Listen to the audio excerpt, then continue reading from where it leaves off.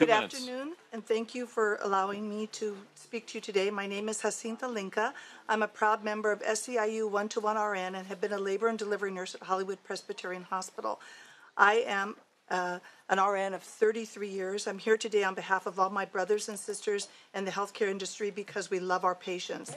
But after working under the strain of the pandemic and years of chronic unsafe staffing in our hospitals, we are tired. The psychological scars for my colleagues and I that we have all suffered on the front lines will not heal for many years. And as with PTSD, we know that post-traumatic stress can occur suddenly, months or years after the stress incidents that create it. Hospitals across the country are bleeding nurses. I fear what will happen when they could not be replaced, when there is simply no one to care for patients. At my hospital, nurses are aggressively questioned when they call off. Oftentimes, they are too afraid to call off. The pandemic is used as an instrument that we're told we're working under COVID ratios, even though the state of emergency was declared officially over. This situation that is repeating itself every day across the country by making nurses and other critical healthcare jobs impossible, we're actively shutting down a pathway to the middle class. It's a sad fact that many employers have policies that discipline and sometimes even terminate healthcare workers for trying to take our accrued sick leave so that we can protect our patients. I contracted COVID while working on my unit. When I called in sick, I was told I didn't sound that bad. I was coughing very productively and urged to return. Management said there was no way to determine that I got sick in the hospital. This was after an executive order that put the burden of proof on the hospital was already in place. I work in labor and delivery. I'm up close and personal with unmasked patients. No one who works directly in patient care should have to come to work when they're sick, especially during a pandemic or even after it when we are still contracting COVID. We want to care for our patients, not become vectors of a contagious disease that might kill them. We should be able to take sick leaves when we need to. The employer should be held accountable if they don't let us. On behalf of all of us who truly care for our patients, I'm asking you for your support of AB 1359 today. I ask you to vote aye on AB 1359. Thank you very much. So much. All right, thank you.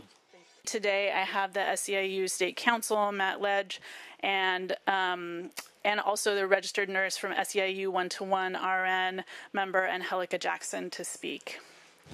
All right, please come on up. Thank you. Good afternoon, and thank you so much for having me here today.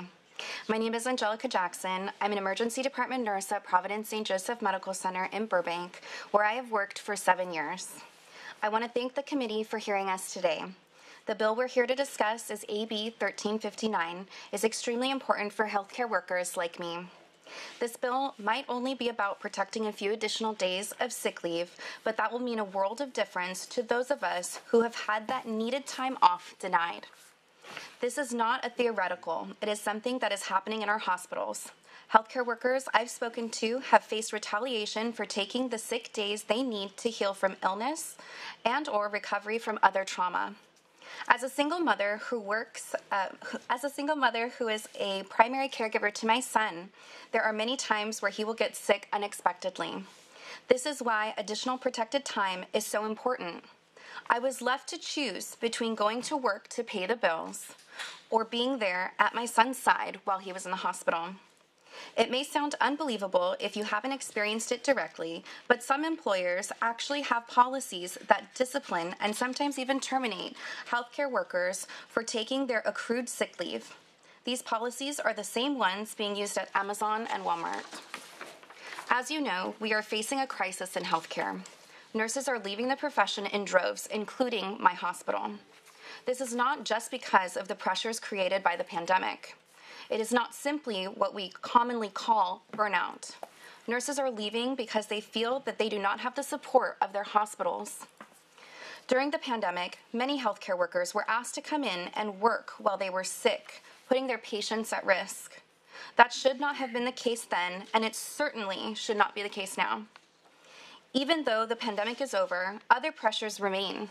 Workplace violence directed at healthcare workers is a constant threat. Unsafe staffing is still a problem at many hospitals throughout our state. Many of us do not have enough staff to care for our patients, and that creates immense pressure. It is not uncommon for nurses to go 12-hour shifts without a break to use the bathroom or eat a meal. These are workplace hazards, and they result in physical injuries and mental and emotional distress. If healthcare workers have to do work while recovering from these maladies, they cannot perform at their best, which means that the people they care for are less safe. Giving healthcare workers time to recover without fearing retaliation or shame for taking that time isn't just for healthcare workers. It is for our patients too. And though it won't solve the turnover crisis alone, it is one of the easiest legislative tools we can create to help stem the tide of turnover. On behalf of all of us who truly care about our patients and our coworkers, I'm asking for your support for AB 1359 today. I thank you again for your time.